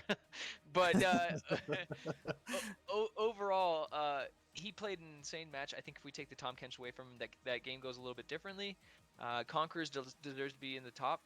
We when we played against you guys, we specifically banned out a bunch of his champions because we knew he was dangerous. Yeah, And then I mean, Altazi just good. yeah, with Conkers, man, you like every week it's 3 to 4 bans every game for him. Man, Like, the man is dangerous. If you don't respect him, then he's gonna Yeah. do some big things to you. But and then Oh, go ahead. yeah, so when we look down to well, who are we talking about? We just talking about Conquerors. If we look at the Little Three Pigs, Little I mean, Pigs? man deserves to be in 5th. He had an absolutely insane performance this week. Really showed off why 24/7 Echo puts in some trust into him. Yeah, and I mean, again, we talked about Induced. Like, again, he played top lane this week. I would Mhm. probably have him above Violet Rain right here, Yes. just because he outperformed Violet Rain in every game. But he hasn't consistently been playing top lane, right? He's just been moving around wherever his team needs him, which again is a good thing to do for your team if you want your team to win. So I can't really punish him for it, but again, I can't reward him not playing a position. So Yeah, no, agreed. And then I also think that if you move Violet Rain down anymore in the rankings, you won't get oh a my god, moment dude, of peace. yeah, true. And then Savior, I mean, man, as you mentioned, he's somebody that we're looking for. This is kind Yeah, of like I mean, he was boxing with Altazi, man. Like, it wasn't like Mhm. Altazi wasn't solo killing him in lane, right? Like, yeah, Altazi was getting a little bit of an advantage, but he had a good matchup, right? Like, Yes. Survivor was keeping up in CS, and Altazi was picking up his kills in team fights. Like, Altazi was not killing this man. He was boxing with the guy I have ranked number 1. I'm gonna put him on the top 7 just because I think he's a quality. I mean, I think he's a quality top laner. Makes sense to me. Let's move on to jungle. Yeah. Oh, one other thing I wanted to say is I did get messaged by somebody like asking me like which position group I think is actually the strongest in the league. And he was like, "Do you think jungle is the strongest in the league?" So what I want to hear your take before I tell you what I told him. I believe jungle is. You think I jungle is believe the that strongest role in this league? I think that jungle has the strongest players in this league. I think jungle has the best like 3 to 4 players in the league. Okay, okay. But I think overall, like skill wise, I think top lane is probably the most even role across the league, right? Like you have the Interesting. most, Okay. like if you go down 10 spots in top lane, you're still getting quality top laners. You go down 10 Okay. spots in jungle, you're really struggling to find, you know what I mean? Like you're really going to start reaching, right? Man, cheapen my role, why don't you? Okay. I guess top laners aren't important. We got Well, no, 10 you're more to replace important, you but guys. there's just a lot of quality ones in this league. Like it's really weird too, because in a lot of leagues, like I told you specifically, like supports, I feel like is the weakest link in this league. Like it is hard to find a good support in this league. I think that Simple is as that. definitely one of the things that we spent the most time on, was trying to figure out what support to plug in there, because one, I think that inherently it is hard to find to pick who in the support role is popping off the most, just because of the dual nature of the lane. Um, there's so much analysis that goes into figuring out what a support does that makes them good. But yeah, so jungle. What do we got for jungle here? And for jungle, right, we have Diablo 5, right?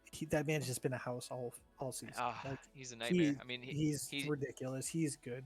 yeah, Like, he is. I don't know what else to say. That man is the heart of his team. He's the reason they win. He is the reason they're doing so well. He's MVP candidate right now. I think he's probably above everybody else just because of how his team's performing. Yeah, I mean, he's channeling his namesake. He's playing like an absolute madman and a demon when it comes to those jungle plays. And I think if you take Diablo 5 away from TFF, I think that TFF becomes a third or fourth place team. Yeah, they're part of that spaghetti in the middle, right? Like they're just. And again, I agree with Mute, like in the Twitch, right? Like I do think the top 5 junglers are just, if you put them against the top 5 top laners overall, I think jungle's probably a little bit better. But jungle just doesn't reach as deep in the talent, right? Like you got a deeper pool in top lane than you do in jungle. The junglers are good, but it's crazy. So you're putting jungle isn't ruined as second place. I think he just has a very, like in this league specifically, he's very good at just like him and Nightmare Hall are the two that really just read the map very well, and it feels like they're always just there when you're trying to gank, right? And as an opposing jungler, it's really hard to feel good playing against them because they're just always there and never really giving you anything. They feel like they're taking away your jungle pressure. And it's something I personally value very highly as a coach when I watch players play. Like having a jungler that can do that is very, very nice, right? And then I think Diablo is just all around very good. And then the reason I have Afen third is that man is just, he's very, like, again, he's very aggressive, but he's very good at knowing when to dive, when to invade, when, like, he's just very good at the aggressive side of it. He's not reading the map quite as much, but he definitely makes good decisions when it comes to pressuring the map. Yes. Then you got Church of Rango. Again, I think he's a very strong player. He's a cap exception for a reason. Just the other junglers above him are also very, very good. I don't know. One thing I'll say in favor of Church of Rango is switching over from mid to jungle. Although I think you and I talked about this, it looks like he was a jungle before he was a mid. But switching back over from mid to jungle, middle of the season, and having as big of an impact as he is having, well deserved to be in the top 5 contention for sure. Yeah, I mean, I just feel like he was like his form in mid lane, like the way he was playing mid lane, was just mechanically a little bit better. Like he was a little cleaner in mid lane than he's been in jungle. Mm-hmm. But again, he's kind of been the reason his team's winning through playing jungle. So It's really hard to not put him in the top of the power rankings, even though he's not, like, he's had a couple sloppy plays here. Yes. Now I'm going to let you try and say this name next. Caius Casades. Okay, cool. Yep, that's how I was going to say it too. Yeah, I mean, again, I just think this guy, they brought him in and he's been performing. Like it doesn't really feel like he's getting gapped ever in the jungle. Again, he's played against the 2 best teams in the league. He's played against the number 1 jungler and the number 2 junglers back-to-back weeks. Like, and the guy hasn't been getting gapped. You know what I mean? Like, that's, in my mind, that says a lot. No, agreed. I think that I mean, you and I are going to be slightly favored to OAL because we both think that they have potential. Him moving up into 6 is not results based, but it is potential based, and it is our observations off of him playing these top teams. So anybody who looks just at the results and is going to say, hey, he lost these games, yes, he did, but he played well during it, or at least as well as you could expect in a loss. Yeah, and then the last one we have is Special Ed the Fourth, right? Like we talked about him a lot when we talked about the CG game. I'm so mad that he is in here just because of how tilted I was with that back-to-back ganking. I just couldn't handle it. That man, he's absolutely insane. Yeah, I mean, again, we kind of discussed like the 7th position in the jungle, right? Like it was a hard one to kind of figure out who should go here. Yeah. There were 3 or 4 people. Like there's a big, again, it's like I said, spaghetti is like a thing for like the middle for the power rankings of the teams, right? Like there's a bunch of teams in the middle. Well, in jungle, there's a lot of guys that are just like not quite there at the rest of the level, but they're like right there on the verge of being in the power rankings, right? And Yeah. he's one of them. And I think just the fact that his team was able to pull out the win kind of gave him the edge. I mean, it worked. What he did worked. What his team did worked. So obviously, the man's genius, knew exactly what he was doing the whole time. Never had any doubt in his mind. All right, let's go to mid lane. Again, we have Chitin. We've talked about him. He's the number. Like I don't think there's much doubt here. Like he's won MVP in other leagues. He's quality mid laner. He's shown that he's gapping mid laners. And again, Buckby has a chip on his shoulder. He played on the bench behind Chitin for 2 splits. He wants to show that he can beat Chitin. I think he's got the talent to do it, but they play completely separate champion pools, so it's really going to depend on the junglers and how the game progresses, right, to see which one really takes advantage of next. Absolutely. And then this is where you're going to get a little bit of hate mail from Rendleman, is putting BTG in front of him, because he still maintains that he whooped on BTG during the laning phase against TFF, even though we did end up losing them 2-1. Yeah, I mean, again, this is another one of the another one of those things where it's kind of like this is where the spaghetti is for mid laners, right? Like this is where you have a lot of talent is kind of in this like 3 through 7 range. Again, like I think Diamandis is in those talks of being a decent mid laner here. Prattles is pretty good. Again, Rendleman's. I mean, I had Rendleman number 1 when I did my first power rankings. Yeah, I think Rendleman is a quality mid laner, and again, he's just had a couple like it's just a style of play. Like TFF leans on BTG to carry, whereas you guys in Amethyst don't really have to lean on Rendleman, so he ends up playing a more supportive role. So the stats aren't really reflecting how good he can be. And I think something that a lot of people discount is the effect that Rendleman has on the rest of the team. He plays champions that do not play to get fed in lane. They play to get the side lanes or their jungle fed. Good example is the Kled that he played last week. The Kled that he played last week, he hard pushes the wave. Maybe he gets a trade off on the Vlad, and then he looks to make a roam. And off of that roam, I mean, obviously the Kled is incredibly powerful, but off of that roam, he either causes pressure, gets information, or successfully gets the roam off. But yeah, and I do want to say one thing about BTG: don't give that man brand, please God. Start banning brand against that man. Do not let him get it because he just ruins team fights. Like I think we learned that game 3 against him, unfortunately. And then after that, so like we talked about BTG, we've talked about Rendleman, right? Like we have Diamandis, Prattles, and Shugo here. Like Diamandis has really shown, like I've had him pretty high in the power rankings for multiple weeks now. I think he's shown that he's a quality mid laner. Like he's like his Victor, his Ziggs, like he's very good at just playing those control mages from range with the skill shots and just kind of peppering people, right? And just kind of staying on the edges of team fights and really just putting out a lot of damage. Yeah, I mean, and then Prattles he had a clinic on the Victor. Like the Victor, the game 3 this week. And then Prattles is like, so I don't know, you were asking me like why do I have Prattles this high? Mm-hmm. And again, it's a thing like, yeah, he's not individually out skilling anybody, but he's very good at knowing his limits, right? Like he's not really getting a solo killed.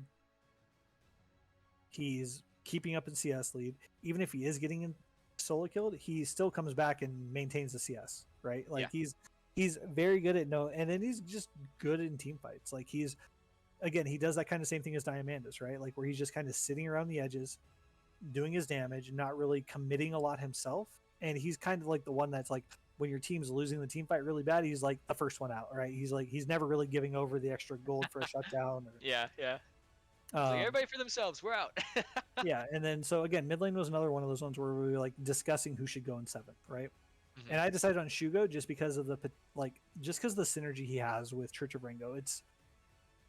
I think it's a little like talent wise, like mechanically, he's probably not as good as these other 6. but the synergy that he's bringing to these games with just roaming, like he's very good at just pushing the wave and just being on the roam with Church of Rango whenever Church of Rango needs it. Like you're never seeing Church of Rango fight a 1v1 in the jungle because Shugo's always there, right? Mm-hmm. And I And think it's pretty easy to look at this and kind of draw conjectures between it. Like my thoughts are that Rango is, as you said, the driving force behind this team, with Mocha Dog, being the carry, ultimately carry. So with Rango, I feel that the way that he works, I haven't seen this in the gameplay. I haven't seen, or I've seen this via gameplay, not via like comms or anything like that. But I feel like he is telling Shugo, hey, this is what we're doing. So good example is Shugo was playing Lissandra and Rango was playing the Nocturne. And he says, Shugo, I'm coming. You do this, and Shugo he yeah, I claws mean, forward, pushes R, and then in comes the Nocturne, and hey, it Shugo's every woman's dream, right? Like the man yeah, listens. the man listens. The man has a sensitive side, and he listens to what his lady is telling him. But I agree with you. I think that he executes. He doesn't make these big fat flashy plays that is going to get him up into the higher rankings yet, but he definitely executes on what he needs to do. All right, so let's move on to bot lane, right? Like we've talked a lot about Mocha Dog already. I don't know how much more time we need to spend on him. Very I think that mechanically good. His team protects him. They play mhm, through him. He's a quality ADC. I think Again, his I don't. Sorry, go ahead. the biggest strength for him, I don't want to talk too much about him because I think that we can only gush so hard. But the biggest strength for him in my mind is his positioning. His positioning is just Yeah, his position like is chef kiss exquisite. here. He does not get caught out nearly ever. Like you might catch him off guard with a flash every once in a while, like a flash stun or something, but Hmm. he's very, very good at staying just like spacing is the word I would Hmm. use, right? Like he's just very good at knowing how far to stay away. And he plays very strong scaling picks that have, and he plays them so well that they don't feel like scaling picks in lane. Xayah, Jinx, and Vayne are the three that come to mind. Um, but yeah, if you're gonna take down NSG Pearl, you gotta take down Mocha Dog. For sure. And then again for Amethyst, we have Photography Raptor in here at number 2. Again, like Man's we got talked about, hands. like the man's got good mechanics. And again, it feels like he's a listener, right? Like he's doing what Sad Lantern tells him. He knows when to go in, when to get out. Like Sad Lantern might be the heart of the lane, but the man follows up. I mean, I'm gonna kind of put this guy on blast a little bit just because I know him and I know he'll laugh about it. But man is micromanaged to the point where he puts down wards where we tell him to put him down. Hey, sometimes you just gotta listen, man. Absolutely, but I can't emphasize enough. Man's got hands. Man's got mechanics. Then we got Riv 60, right? Like I don't think it's Vanquish Riv 60 anymore. I think it's just Riv 60. But the man, game 2 of his series, 15-4, had like 4,000, 5,000 gold more than anybody else in the game. He absolutely ran over that game. Again, I've seen him play in other leagues, so I'm a little biased here because I know him previously. But he's a quality ADC. He's put up good numbers every week that he's played. Again, he's only Yep. played 3 weeks, I think, because they've kind of had a carousel in bot lane. I'm interested to see because I honestly think that he could potentially threaten the upper rankings. For sure. But This week's going to be a feels really big test, right? Because LXS brought yes. in Wonderworld, Yep. who in Blue Water League was rated the number 1 ADC. So, Oh. Well, I'm just um, interested to see because I think that when I watch Agni Kai, I feel like the majority of their resources go into the top side of the map. yeah, for sure. Like, I mean, they definitely, like, I feel like Agni definitely focuses on Kaiton and Eltazi. And when And you have as strong of a solo laners as you do, it kind of makes sense. yeah, I mean, LXX kind of has the same thing, right? Like, they're very focused on their solo lanes, and it shows in the rankings, right? Okay. And then we have IQ of a Coconut, who, if this man, like, again, this is another one of those things where, like, people keep giving BTG his brand. Stop giving this man or Ezreal, man. Just stop doing. Don't do it. Just don't Don't do give it. him the Yeah. safe pick. Just don't Yeah. give him the safe pick. Ezreal Put him on Ziggs, take something those where two he away. has to put him on something that is not risk averse. Make him commit and then punish him for it. Here, we're He just is gonna punishable. put this out for everybody. Ezreal, Ziggs, and Brand. Take those 3 champions away against TFF. You're welcome. Yeah, I mean it's I'm really tired of seeing him get Ezreal and just go 7-0. It's And Man's a monster when he gets the right champions, that's for sure. Yeah, for sure. And then we have Tumble OP, who I think, like, again, I feel like he got, like, I don't think he really bullied Kasubi, right? But it was definitely an even matchup, and I have them both in the power rankings for a reason. I think they're both they both have decent mechanics. They're good ADCs, and it's really hard to tell from one week to the next who's going to show up because their supports just don't always show up, right? Yeah, I mean, yeah, a lot of it is based off of supports, and Tumble has a tough time right now, but he's gonna. I feel like he's gonna bounce. I feel like he's gonna be able to bounce. He definitely seems like a strong mechanical champion and one who, at least kind of knows himself well enough to play well in the future. Yeah, and I think Kasubi's kind of in the same spot, right? Like he's got very good spacing, he's good mechanics. He's just his team at the beginning of the season struggled a little bit to find their direction, right? And correct, yeah. And then we have Sex Goddess, who we've already talked about. Like I think Sex Goddess is probably should be in the top 3, but he's playing on a team that's struggling, right? They got to show they can win before I move this guy up, but he is a house of an ADC. I mean, we're gonna see a lot of this is gonna change based off of next week. Next week is gonna be a massive, like OAL is gonna play NSG Pearl, and then LXX is gonna play Agni Kai. CG is gonna play TFF, and I think they could potentially take a game off of them. Yeah, I mean that's probably like what 60% of every player in the power rankings right there. Yep. So there's gonna be a very, very big shakeup, maybe coming next week. Then we have support, right? So we've already talked about Sad Lantern. Like he's the heart of that bot lane, and that bot lane is successful. Like they are a very good bot lane. Again, I moved Pop-Tart down just because Sad Lantern had such a good week and Pop-Tart hadn't played yet. Like I think Pop-Tart Deluxe is a very quality support as well. He's been one of the most consistent supports, and like while he's not making the flashy plays, or she, I'm not sure. Like, sorry about the gender. I don't know if you're a he or she, but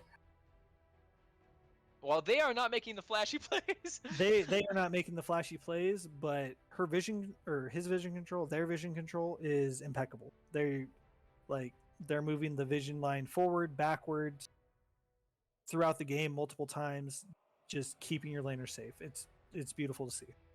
You know what I mean? And then the exact opposite of that, you have who just doesn't ward. Like I don't ward, but he makes the plays. The man doesn't ward, but he's making plays every goddamn 30 seconds. He's hitting hooks at he's hitting Ezreal's in the middle of their arcane shifts. He's hooking through through the minion waves. Like the man makes plays. Then you have Warhead, who I think is kind of on the same level with Toop. He's kind of a mix of Toop and Pop-Tart, right? Like he makes some plays. He's got good vision control. He's just not doing either of them better than than the people above him. He's Old Faithful, tried and true. He's pretty good at warding. He's pretty good at quality support. Then you have Big One for ISM. I've watched him quite a bit. You were a little like, why do you think he's good? Yes. I just think he's made some decent plays. Like the games where ISM has been successful are the games where he is being successful. And so I think he's kind of got that same situation as Sad Lantern, right? Like he's kind of the heart of the team where the team's just not as good around. If that makes sense. No, I get it, and it does make sense to me. I think that it's a very valid point. If he is the reason for the successes that team experiences, then it makes sense that they are here. Yeah, I mean, I think him and Simply BD are the big reasons why. Then you have Andromeda, again, same boat as Sex Goddess, very good support, playing on a team that is struggling. Show me some wins, you guys move up the power rankings. I think Andromeda should be ranked higher, but I'm not going to do it until they show me they can win. Yeah, that makes sense. And Andromeda was one of the ones that we spoke about a little bit earlier, because we said that the plays that Andromeda was making, the plays that they were going for, seemed extremely just intelligent. It's just intelligence. Like he just feels like one of the smarter players in the league. Like he's playing around cooldowns. He knows it's just like game knowledge, right? Like he just knows the cooldowns of everything. Like the man's just never getting caught off guard. And it seems really basic, but if you do that time and time again, you do that consistently, it's going to pay dividends. So definitely, I think deserves to be on here. Hopefully next week is going to showcase a little bit more of why we have him on the power rankings. Yeah, for sure. Nakar though on last one is Nakar, which. So first thing I want to say is the man got Rakan, and I did not realize that Nakar's name is Rakan backwards. Ha! So I'm pretty sure he. I'm pretty sure he is a Rakan 1 trick. mean, And it didn't showed. Like they didn't just get Rakan; they got Zyra Rakan. Yeah, they got Zyra Rakan, but I mean, the Rakan was what was winning them the team. He was going in, he was keeping their whole team locked down for 2 to 3 seconds every team. Like he was keeping 4 to 5 people locked down 2 to 3 seconds minimum every single team fight. He won one of the games by himself. Yeah. He's a quality support. He's had some ups and downs this season so far. They're on a team that's been struggling at the early part of the season. I think they've kind of figured out like what they need to do to win. So we'll see if they keep it up. I don't know. Well, I mean, you look at we had talked previously about how Three Little Pigs was the player of the game for game 3 for them. Nakar was on Thresh, and he had almost as much KP as the Jarvan. He only had 2 less KP, so he had 22 out of the 25 kills he participated in. So yeah, I mean, he's a big part of like him and Lando are definitely like they're big parts of why their team fight is so good for Echo. Yep. All right. I mean, hey, that's the end of the show for us. I don't got anything left. What about you? Yeah, no, that's it for me.